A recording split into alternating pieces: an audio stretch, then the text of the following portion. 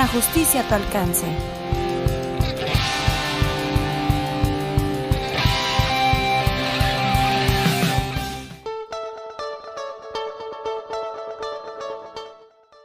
¿Qué tal, amigo? Buenos días a todas las personas que nos ven desde el otro lado de su pantalla. Soy su amigo Daniel Cortés, administrador de este órgano jurisdiccional. Estamos en una cápsula más de la justicia a tu alcance. Hoy nos acompaña el maestro Héctor Ortega Peña. Maestro, ¿cómo está? Buenos días, muchas gracias por esta invitación y un saludo a todos. Gracias por hacernos un espacio. Estamos muy contentos porque después de varias cápsulas, después de varios meses, tenemos a un juez, pues podríamos decir de casa, de este órgano jurisdiccional. Ya tuvimos alguna juez de Tepa, alguna juez de Ocotlán. Gracias por hacernos un espacio. Si me lo permite, previo a entrar en materia, ¿pudiera dar una breve reseña de su currículum? Bien, pues sí, claro, adelante. El maestro Héctor Ortega Peña es abogado por la universidad, que por sus siglas conocemos como ITESO, maestro en Derecho Constitucional y Amparo por la Universidad de Guadalajara. Trabajó en diversas áreas de lo que hoy se conoce como la Fiscalía General del Estado desde el año 1995 hasta que el 29 de junio de 2015 lo nombraron juez de control en este órgano jurisdiccional. Maestro, si me lo permite, ¿pudiéramos empezar con el tema? Sí, claro, con gusto. Hoy vamos a hablar de la suspensión condicional del proceso y como pregunta obligada, maestro, ¿qué es la suspensión condicional del proceso? Bueno, para que se entienda, hablando coloquialmente, la suspensión condicional del proceso es una forma anticipada de terminar el proceso o una salida alterna. Esto quiere decir que es para que no se agoten todas las etapas de un procedimiento, y esto deviene sobre todo de lo que le llaman ahora una justicia alternativa, que lo que pondera o lo que trata de cuidar sobre todo es a la víctima, que haya una reparación del daño y que de alguna forma entre, en este caso, el imputado tenga una conciencia en relación sobre todo con la sociedad. Y se define como un planteamiento que lo formula ya sea el agente del Ministerio Público o en este caso el imputado. Y este planteamiento debe de contener un pago de la reparación del daño que debe de estar sobre todo acorde a lo que señala la Ley General de Víctimas y lo que nos señalan también los criterios de la Suprema Corte, que debe de ser una reparación del daño contextual, o sea que sí reúna esa reparación del daño varios puntos, dependiendo el hecho que la ley señala como delito por el cual se esté procesando, y otra circunstancia de que señala cuál sería la condición a la que se obliga en este caso al imputado a reparar el daño. También en ese planteamiento deben establecerse las condiciones a las que se obliga cumplir, que este cumplimiento no puede ser menor a 6 meses ni mayor a 3 años. Estas condiciones las establece el artículo 195, vienen varias, un catálogo de condiciones, como es el de residir en un lugar determinado y no acercarse a la víctima, ir a un tratamiento psicológico, etc. Eso es en sí, a grosso modo, lo que es la suspensión condicional del proceso. Muy bien, maestro. Cuando estaba haciendo el cuestionario para esta entrevista, pude observar que el imputado tiene que esperar 2 años para poder hacer uso nuevamente de esa suspensión condicional del proceso, en caso de que tuviera otro asunto pendiente ahí con la justicia.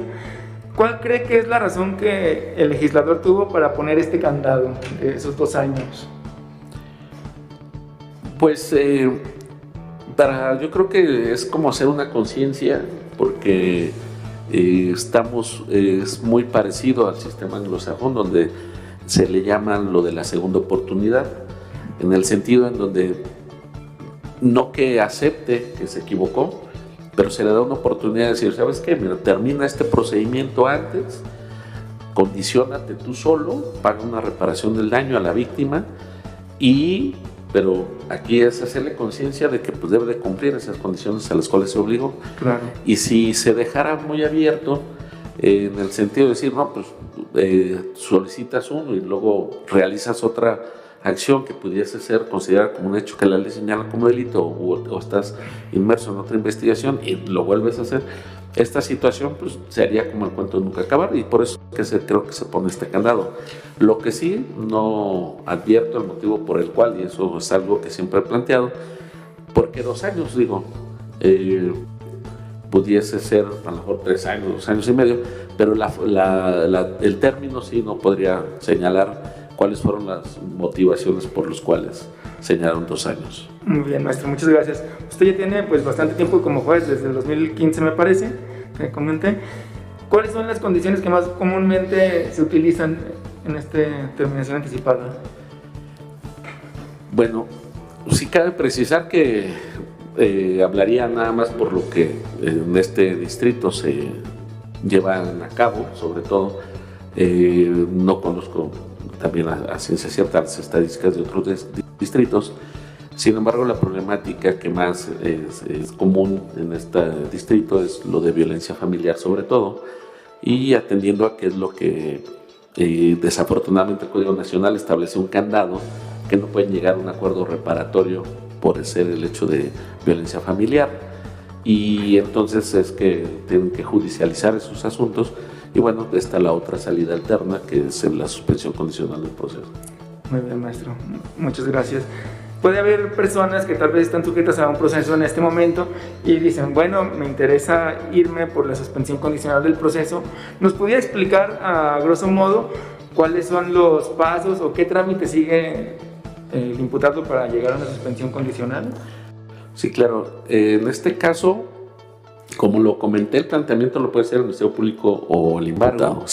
Es importante destacar que, sobre todo, como es una condicionante a la que se obliga, en este caso el imputado, pues debe de nacer de voluntad propia en este caso el imputado, porque es el que se va a obligar y es el que va a cumplir al final de cuentas. Sí, no entiendo por qué el legislador puso que el Ministerio Público, toda vez de que si lo realiza el Ministerio Público sería tanto como obligar en un sentido al imputado, y atendiendo al principio de presunción de inocencia se estaría como de alguna forma coaccionando. Sin embargo, el procedimiento es que sobre todo lo hace la defensa del imputado, solicita una audiencia para hacer el planteamiento en la audiencia, se fija fecha y hora, y la defensa formula el planteamiento tanto de la reparación del daño como las condicionantes. Sin embargo, debe de haber ciertos requisitos formales que establece el artículo 192, en donde estos requisitos formales no en cualquier circunstancia o situación o algún hecho se puede aplicar esta suspensión condicional del proceso. Primero es que se haya dictado auto de vinculación a proceso y no se haya dictado auto de apertura a juicio. Segundo, que por el hecho que la ley señala como delito que se haya vinculado, la media aritmética de la pena de prisión que merezca este hecho no exceda de 5 años, que no exista una posición fundada de la víctima u ofendido. La oposición fundada se debe de entender con datos de prueba que hagan en específico un sopeso de una contraparte, que la víctima esté en desacuerdo con que se realice esta suspensión condicional de proceso, no solamente por una argumentación de algún sentir, sino debe de haber dato de prueba que fortalezca su petición, y como ya habíamos comentado, que no haya transcurrido 2 años desde que haya cumplido una suspensión condicional del proceso, o 5 años de haberlo incumplido. Muy bien, maestro. Supongamos que yo estoy sometido a proceso, me voy a la suspensión condicional, llevo la mitad de los meses que nos pudieran haber dado y de repente se me ocurre dejarlo de cumplir, ya no quiero seguir con esas condiciones, me parece mucha responsabilidad. ¿Qué pasa si yo dejo de hacerlo, si dejo de cumplir con lo que usted me impuso? El agente del Ministerio Público normalmente es el que solicita la revisión de esta suspensión condicional del proceso, y con datos de prueba, sobre todo con la unidad de supervisión de la suspensión condicional de proceso, que depende del Poder Ejecutivo. Esta unidad va dando unos informes, puede ser mensualmente, o bimestral, trimestralmente. El agente del Ministerio Público solicita una audiencia para la revisión del cumplimiento de esta suspensión condicional del proceso. Si se advierte que ha incumplido, entonces se revoca esta suspensión y se vuelve al cauce del proceso. Esto quiere decir que se continúa con el procedimiento y ya se siguen las etapas procesales. Maestro, y en ese sentido, por ejemplo, si en una de las condiciones usted me dijo o me ordenaron que yo me disculpara, o yo me comprometí a disculparme con la víctima, me disculpo por lo que le hice, y luego no cumplo y volvemos a la etapa en la que nos encontrábamos y nos vamos a juicio, ¿todo lo que yo acepte en esa suspensión condicional del proceso pudiera ser usado en mi contra? No, claro que no. Estas medidas alternas, tanto como el acuerdo reparatorio como la suspensión condicional del proceso, estas medidas no reconocen alguna responsabilidad. Esto sí es importante señalarlo. Estas soluciones alternas son precisamente para no agotar ni a la víctima y sobre todo cuidar a la víctima, no revictimizarla y también no agotar también al imputado, aunque ella continúa con la presunción de inocencia. Y esto no quiere decir que el que se acoja a estas salidas alternas está reconociendo de alguna forma su responsabilidad, sino simplemente prefiere llegar a como dicen, a un buen acuerdo que a un procedimiento largo, ¿no? Muy bien, maestro, muy claro. Una última pregunta. Muchas veces la sociedad, o al menos así yo lo percibo, cuando se comete un ilícito, lo que quieren es ver a la persona detenida meses y pues mientras más años mejor, ¿no? ¿Usted cree que esta clase de figuras, estas salidas alternas, estos mecanismos de aceleración, abonan a la justicia o pudiera estar generando impunidad? Sí, no generan impunidad, al contrario, precisamente al resarcir la reparación del daño a la víctima, que es lo más importante, sobre todo en este nuevo sistema y en esta nueva filosofía de ver el derecho penal.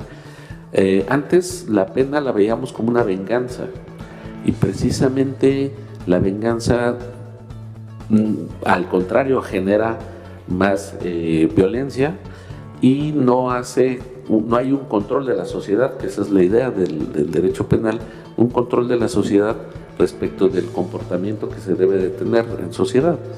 Luego entonces estas salidas lo que ayudan es a empezar a cambiar el enfoque que tenemos de una pena como venganza, que en realidad la idea es que se le repare el daño a la víctima de una forma global y no estar como con una idea de que estando dentro de una prisión la persona va a entender o va a madurar una circunstancia que ya depende de otras áreas como la psicología, la antropología, la sociología y la criminología. En ese orden de ideas creo que sí vamos a ir cambiando nuestra manera de pensar y de ver la pena. Bueno, maestro, muchas gracias. Serían todas las preguntas. Esperemos tenerlo nuevamente en este espacio. Gracias por atender la invitación. Es un espacio que se trata de darle nuevas herramientas a la ciudadanía. Me parece que quedó bastante claro el tema y pues esta es su casa. No, muchísimas gracias y claro, pues con gusto estoy a la orden. Y a todas las personas que nos siguen en redes sociales, pues igual síganos dejando sus comentarios, síganos dejando sus preguntas. Estamos un poco atrasados ahí con los temas que nos han encargado, pero los vamos a ir sacando poco a poco. Nos vemos en otro espacio de La Justicia a tu Alcance. Muchas gracias.